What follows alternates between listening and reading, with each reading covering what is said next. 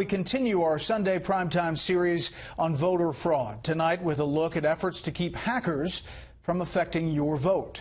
Here's senior correspondent Shawn. The Department of Homeland Security says hackers have tried to attack the voter registration rolls in 20 states. Russian hackers are suspected of hitting Illinois, grabbing upwards of 200,000 names, and Arizona this summer.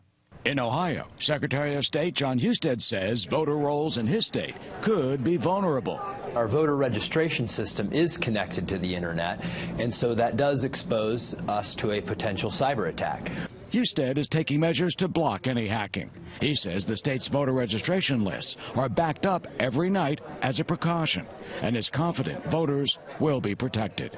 I think there's a potential for disruption, but not a potential for chaos because of the backup systems that we have in place, and we're doing all we can, but as I noted, you can never eliminate the threat. In the last presidential election, many states saw long lines and delays of hours at polling places. Some fear if hackers get into the voter rolls this time, they could make the problems even worse by changing names, addresses, and voters' private information.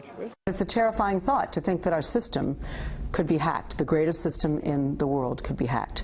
New York voter Muffy Potter Aston waited hours to vote in 2012 and says there was more confusion in the voter registration rolls when she showed up in April at her polling place at Hunter College in Manhattan for the presidential primary.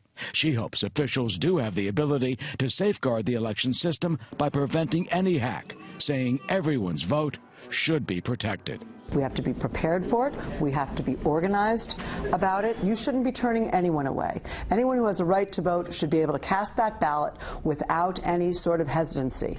Ms. Aston also says our computerized election systems should be expanded to make voting easier as well as foolproof.